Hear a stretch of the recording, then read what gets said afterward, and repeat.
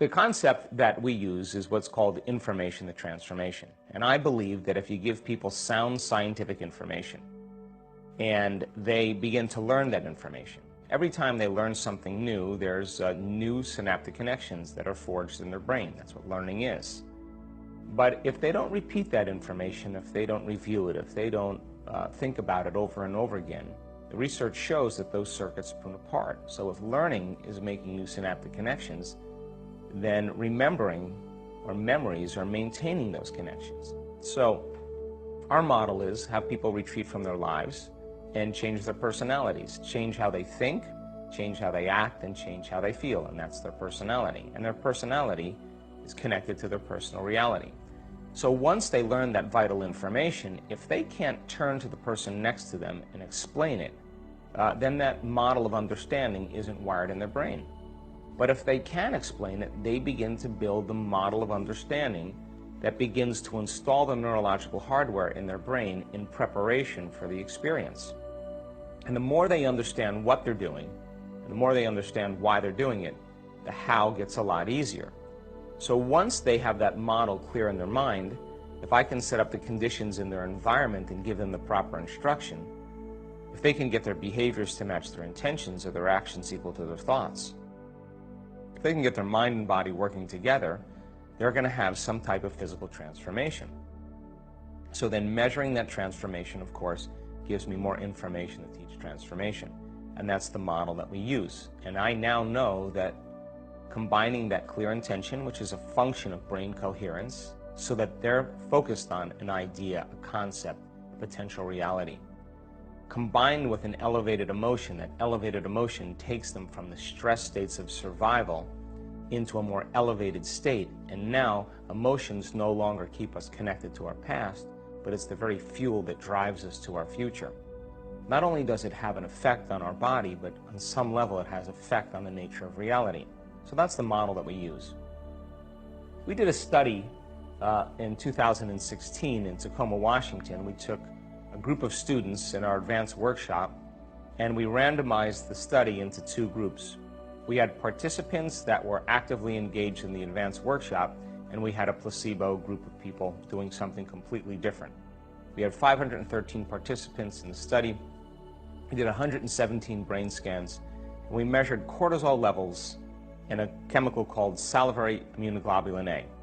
Now, immunoglobulin A is the primary defense against bacteria and viruses. It's better than any flu shot. It's the body's natural chemical that begins to create an internal defense system. And so, as cortisol levels go up because of stress, IgA levels go down. Immune system is compromised as stress hormones go up. Well, the reason is very simple. If you're mobilizing all your body's energy and resources for some threat in your external environment, you have very little energy for growth and repair in your internal environment. So our hypothesis was, well, let's see then if we teach people how to create heart coherence, to change their emotional state, to go from those survival chemicals to more elevated states, will IgA levels go up, which is what we were after more than anything else, and will cortisol levels go down? So we did salivary samples before and after the event, and our pre and post measurements were also connected to psychological evaluations. We measure people's level of post-traumatic stress disorder, their levels of happiness, their levels of pain, their levels of anxiety, as well as their physical functioning.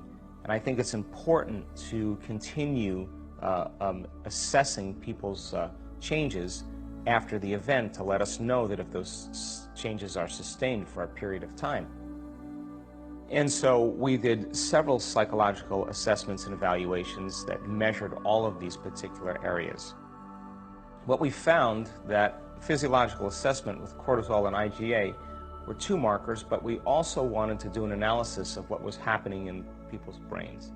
We wanted to see if they were able to sustain a stable alpha coherent state for a period of time. We also know that when people are living in the brainwave pattern of high beta brainwave patterns, that they tend to be over-aroused and overstimulated, and the brain is overactive. When the brain is overly analytical and overly stimulated, it's not in its most healthy state, because over time brain function tends to become more and more incoherent. So a student's ability to change their brain waves from beta to alpha, even into theta, and even some students approaching a deeper state of delta, allows them then to make significant changes in their internal state and also make their inner world more real than their outer world, become more suggestible to information. But what we found as a result of our 4-day event, that the time that it took to acquire a stable alpha state improved by 20% out of those 117 participants that had their brain measured. Their ratio between delta brainwaves and beta brainwaves improved by 60%. The randomized study shows that it's about 1 in 1,000 statistically that's left to chance. Their ability to move from high beta brainwaves into more stable brainwaves, lowering them, was improved by 124%. They increased their ability to sustain a coherent alpha brainwave state by 149%. That's pretty significant. Cortisol levels dropped to some degree, but their IgA levels, their immune function, went up almost 50%. Now, genes make proteins, and proteins are responsible for the structure and function of your body. So they used to say that genes create disease. We know that's not the truth anymore. And now research shows that it's the environment that signals the gene that begins to change our genetic expression. But emotions are the end product of experiences in our environment. So then when a student begins to embrace an elevated emotion, they're actually signaling the gene ahead of the environment, because when we're talking about the environment, we're talking about the outside of the cell, which is still the inside of the body. So when a person then begins to create an elevated state, their body, as the unconscious mind, is beginning to believe it's living in a new environmental condition, because it does not know the difference between what's happening in their outer world and what's happening in their inner world. It's exactly the same. So in 4 days, we upregulated genes to promote health in our immune system. And the emotions of gratitude, the emotions of love, the emotions of care and kindness and appreciation, of inspiration, tend to be those elevated emotions that actually heal us. Why do we do that study? Because we see people with all kinds of immune-mediated conditions in a very short amount of time improve their genetic expression and improve their health. So we wanted to see if it was related to what we teach in our workshops. And there's a strong correlation now between elevated emotions and gene expression. We also had another study in Tampa in 2017 of this year where we did an advanced workshop and we measured gene expression once again. We measured thousands of genes, and we took people once again, retreated them from their lives. We asked them then to begin to change their internal states. Meditation was the model that we used, but we did 4 types of meditations. We did sitting meditation, we did a standing meditation, we did a walking meditation, we did a lying down meditation. All of those different meditations were to be able to regulate a state, begin to make it more natural and more of a habit. We found that in just 4 days, there was a significant change in gene expression, and 8 genes were the most common amongst the group that we studied.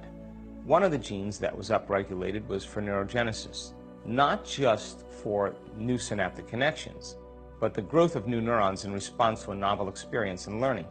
So then our students then were able to actually make significant brain changes. Another gene for cellular repair was also activated. This particular gene activates stem cells to move to damaged tissues and aging tissues and help to regenerate them.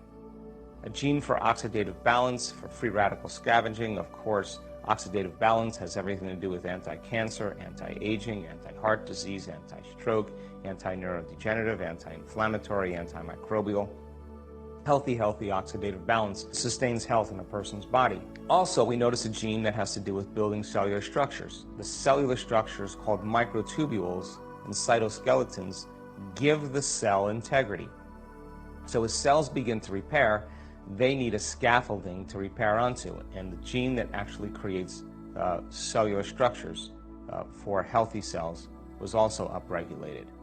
You see a lot of times in a lot of our students that cancer begins to change, their values begin to drop, their tumors begin to shrink, and we see in our work that the gene for suppressing cancer growth in tumors was also activated. These are the genes, specific genes, that were actually activated, and I'll just put them up here if you just want to review them.